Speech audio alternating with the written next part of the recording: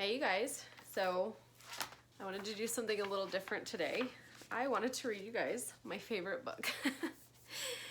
I first read this with my kids and it just spoke to me and I loved it so much, so I ended up ordering it and I read it every now and then, and honestly, like, I feel like it speaks to adults too, as far as dealing with anxiety, mental illness, depression, all the scary things in life that we feel we have to deal with. And yeah, I just wanted to read it to you and share it. So it is called When You Are Brave.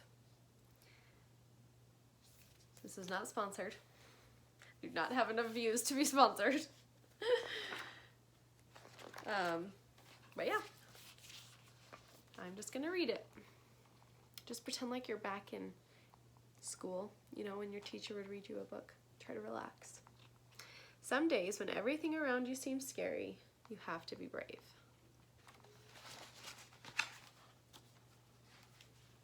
Brave as a bird that steps from its nest, hoping to soar through the sky.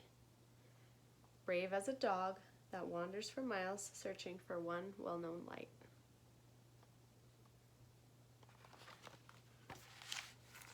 Brave as a caterpillar that builds a bed, wondering when it will wake.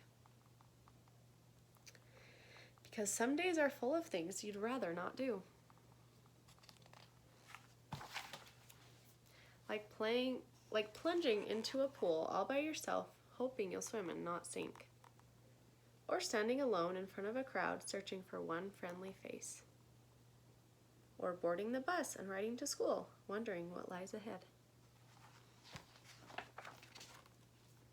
At times like these, the world can seem too big, too loud, too hard, too much.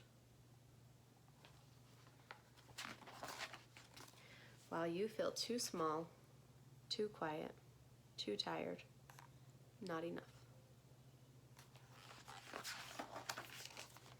On those days, look deep inside to find the courage you need. It might be hidden away, but if you close your eyes and breathe, you will see it, shining its light in the dark, warm, steady, safe. Your light might be small to start, just a spark, but you can turn it into a flame. Picture it in your mind. Then imagine it becoming bigger and bolder.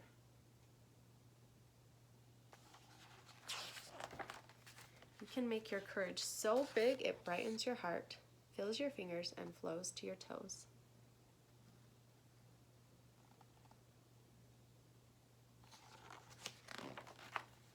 Think about what you're good at, something you love, or someone who loves you. No one else will see it, but you'll know you glow, and you'll know you are ready.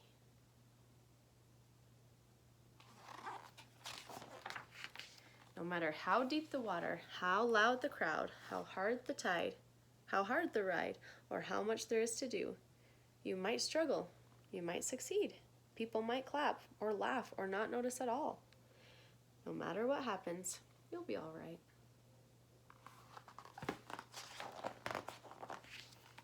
Because once you find your courage, it's easy to use again and again.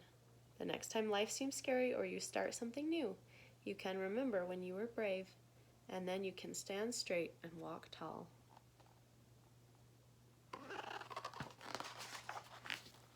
Knowing you are as brave as a bird, a dog, and a caterpillar.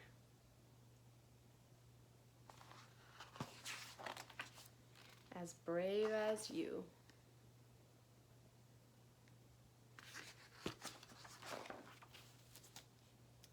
And on the back it says, make your courage so big it brightens your heart, fills your fingers, and flows to your toes. So I just think that is the cutest book. And on that note, I wanted to talk a little bit more about OCD and anxiety. And I know a lot of you know already from my other videos that I struggle with that. So if you aren't interested in watching this, you can, no need to listen. But I wanted to share some more insight from just my experiences. I'm always trying to read books about OCD, and obviously I've gone through therapy. I've shared that in my other videos. One thing that I heard in a book that I'm reading, it's called How to Rewire Your OCD Brain, is they talked about how our thoughts are not dangerous. And that really stuck out to me because so many times I am so terrified of my thoughts. Like I have like physical sensation in my body that is just pure panic over thoughts. In fact, I told my husband last night, we were watching a scary movie. We were watching What Lies Beneath. And I like jokingly was like, said that if someone was in my house and going to murder me, I would be less scared than I am with my own thoughts.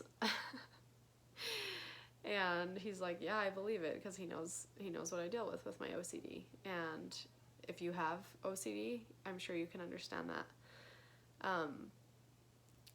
But in this book that I'm actually listening to on the Libby app, it talks about the chemistry of our brain and the wiring of our brain that makes it so that we freak out and our body actually goes into a fight or flight over thoughts. And it's really fascinating. It makes perfect sense that the cortex of our brain will sometimes malfunction and think something is a threat when it is not, and send signals to other parts of our brain and body that we need to fight or flight, and fight, flight, freeze. And so then our thoughts now are we feel like we need to fix it, whatever it is. So when it creates this anxiety in our bodies, I say we, those of you who struggle with OCD, anxiety, it makes us feel like now we have to fix this, like, and so that's why we end up doing compulsions, because we're trying to get rid of the anxiety, when really our brain is just malfunctioning.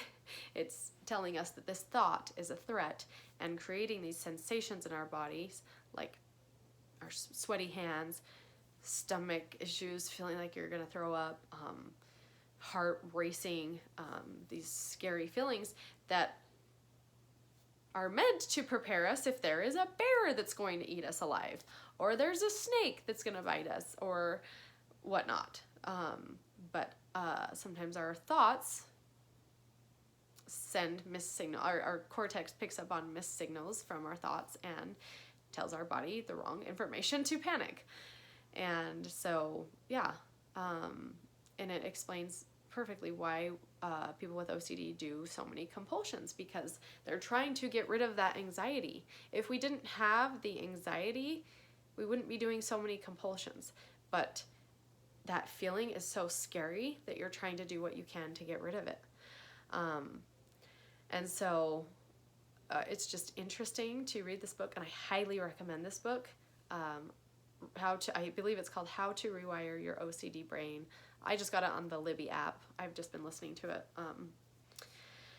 And yeah, I'm only a little bit of the way through and I'm already just like, oh my gosh. But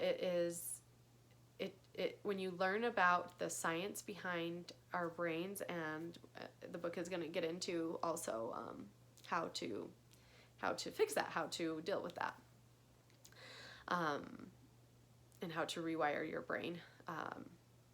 But yeah, it's just, it makes sense. It's like, oh, okay, these are not things to panic about, because thoughts are not dangerous. Our thoughts are not dangerous. And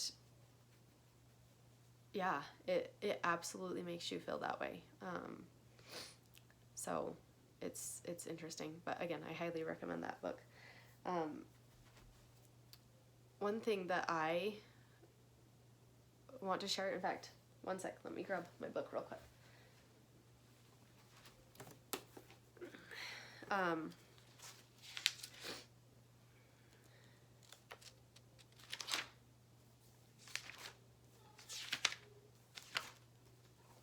So I'm going to mention this again, but one thing that I learned through therapy is to accept the uncomfortable. So accept the uncomfortable feeling of not knowing something, and not doing a compulsion. So the way that you eventually overcome your OCD is to stop doing compulsions, to stop feeding the OCD, because the more that you feed it, the more it will react, and will start to think, okay, well, she took that thought seriously. Like, it's almost like you're telling your brain when you act on some thought that's important, rather than shutting it down and not feeding it so that it stops misfiring, basically. People with OCD, their brains basically are malfunctioning. It's a machine that is just not functioning properly, that is creating panic over things that are not something to actually be scared of. And so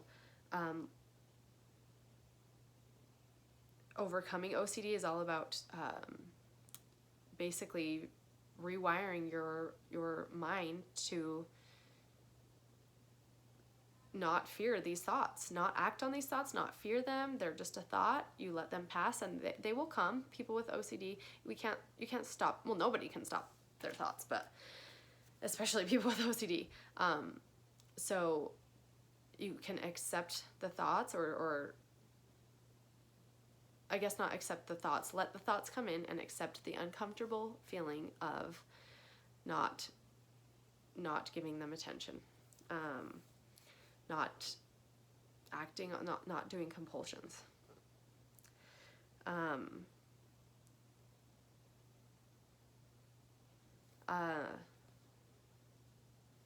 therapist also did teach me to not, because there were times I was like, there was a time I said, I've just learned that,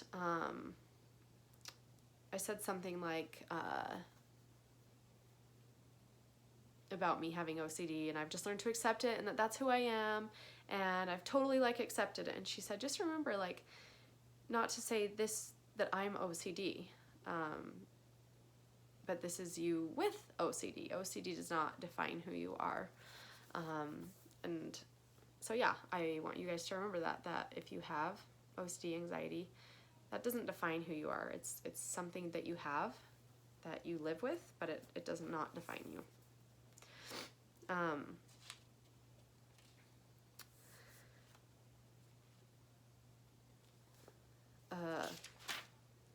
I'll share from personal experience.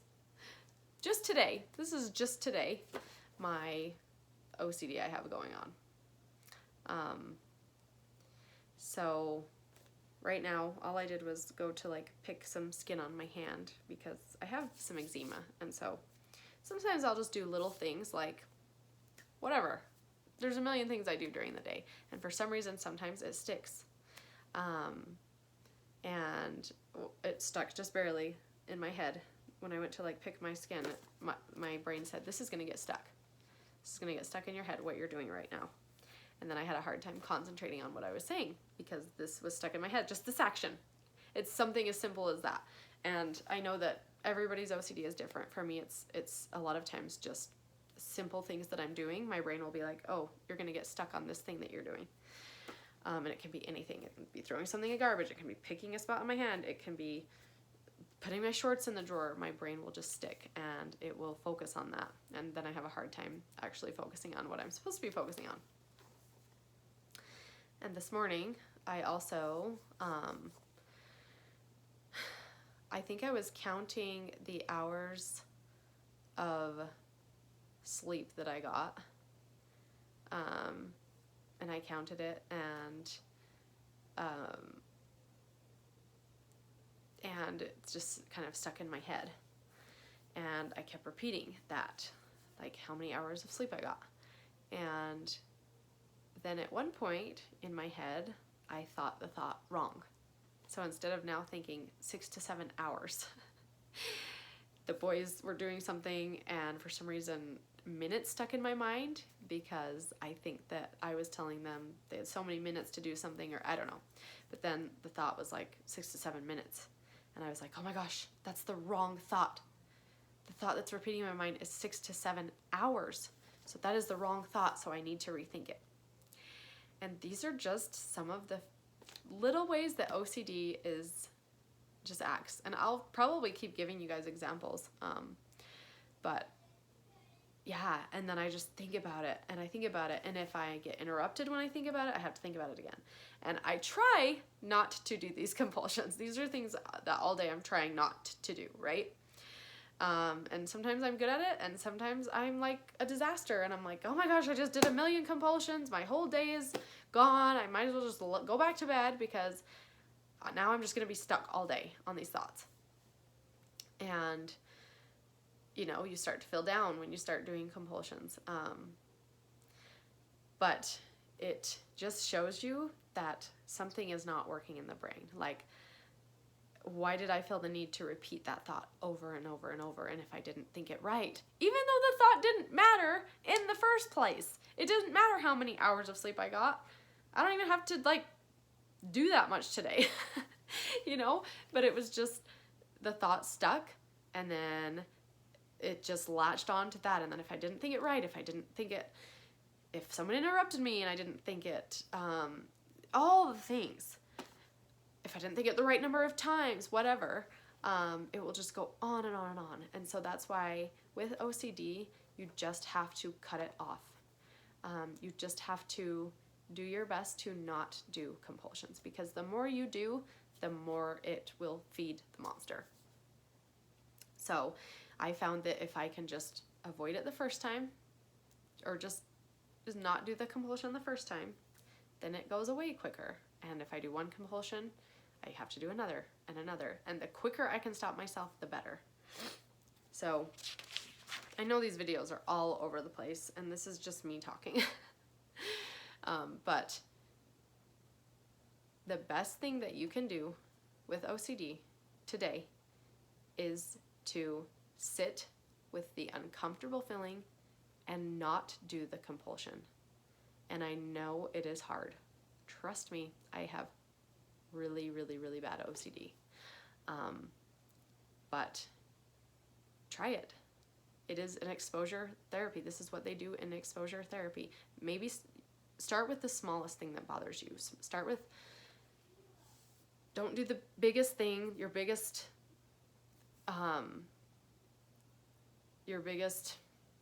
why can't I think of the word? OCD compulsion. Start with something small that bothers you a little bit, maybe, but not like a ton. And today, I want you to not do whatever it's telling you to do. And sit with the uncomfortable feeling of, I don't know what's going to happen. Maybe something bad will happen, maybe it won't. And just sit with it and go refocus and do something else, and don't do the compulsion. And you will find that eventually that feeling will fade. And when it comes again, you do the same thing. You do not do the compulsion, the thing that it's telling you to do. You sit with the uncomfortable feeling of, oh my gosh, maybe this is going to happen. Maybe this is going to happen. Maybe I won't feel it. Maybe I'll have health problems. Maybe whatever it is, sit with the maybes. Maybe it will, maybe it won't. Maybe I do, maybe I don't. Maybe this will happen, maybe it won't. And just sit with that feeling. It is going to feel so uncomfortable. Like literally I describe it as like I'm crawling in my skin and I get like goosebumps. I'm so uncomfortable. But you are rewiring your brain to not act on these things that you're teaching it that this is not important. And to not react like it's reacting, because it is misfiring, because these are just thoughts. If you have a thought that you're going to pick up a knife and stab your family, that is just a thought. That doesn't mean you're going to do it. It is a thought, and it is an intrusive thought. Usually, people that are scared of those type of thoughts are the farthest from ever doing that. If you were a sociopath, that thought wouldn't bother you. The thought of picking up a knife and stabbing someone, you'd just be like, it wouldn't bother you. The fact that it bothers you, that's what OCD does. It puts stuff in our mind that is our worst fears. So you're not going to do that thing. And a thought does not make you do that thing. It doesn't mean you're going to do that thing. It's just a thought. We all have a million thoughts every day, and weird ones, and crazy ones, and gross ones, and it doesn't mean anything. They're thoughts. We can't control our thoughts. So just remember that. Your thoughts are not dangerous. So that's my little 2 cents for today. Hang in there. And I highly recommend getting this book. Like I said, this is not like, I don't get paid for saying that. I just find it, it just speaks to me, and I feel like, kind of reminds me that, yeah, life is hard, but we can do hard things, and we can be brave and fight through our battles and overcome it. And it does take work, and it takes courage, but we can all do it. And just know that my life is far from perfect. I obviously struggle with OCD, but it doesn't affect me like it used to. Now I'm able to overcome it quicker. It doesn't just put me out for an entire year.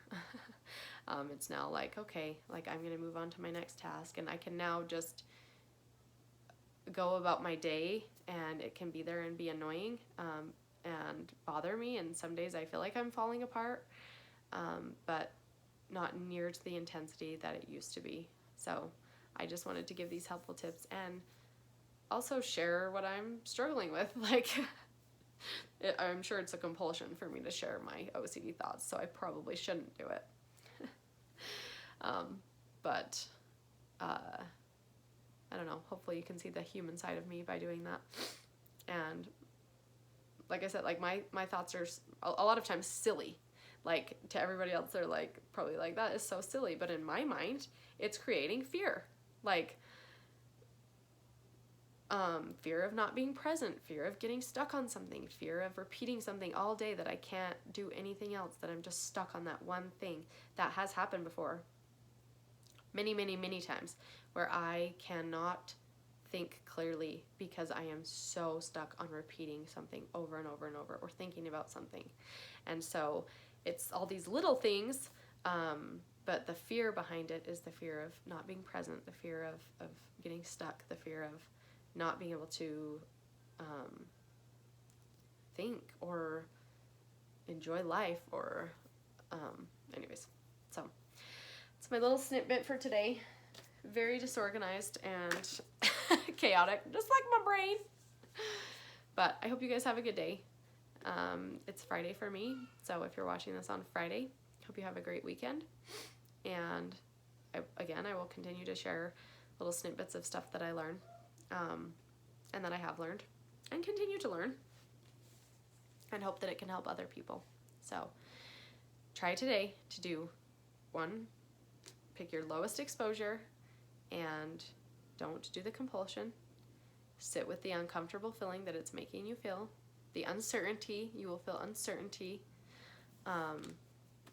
And maybe even write down, like, if your OCD is telling you, I need to wash my hands, or I'm going to get a terrible disease, then write down on a piece of paper today, I hope my hands aren't clean and I get a horrible disease. And read that over and over today. Read it 15 times today throughout the day.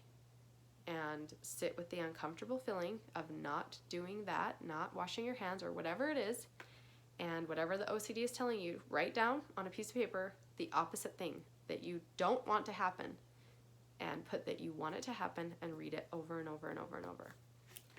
And your brain will start to go, huh? Okay, maybe this isn't scary. It's an exposure. And that's what I had to do through therapy. So we're rewiring our brains to not malfunction anymore, basically. But again, you will be uncomfortable. So go read a book, There's a difference between distraction and refocusing. Distraction would be like, I'm going to go hurry and watch a movie so that I can get rid of these feelings that I'm feeling right now, and I'm going to ignore it.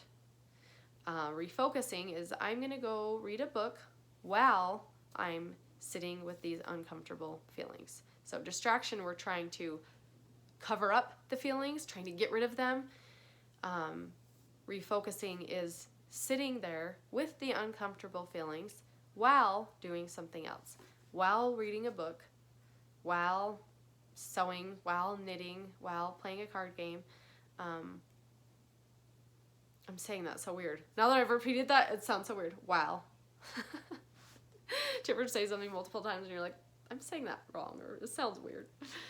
Anyways, so yeah, there is a difference between distraction and refocusing. So you want to not try to cover up the feelings that you're feeling, the uncomfortable feelings. Again, you will feel like you're crawling in your skin, and you will feel the need to do this compulsion because something bad is going to happen. But don't do it. Teach your brain that you don't have to do this, that it is not important. No matter how strong it is, how convincing it is that it is important, don't do it. Fight the OCD, and that's how you get better. So, yep, refocus. It will eventually start to fade, and it may be 15 minutes, it may be hours, it may be a couple days, but you are rewiring your brain. So I hope you'll have a good weekend. Bye.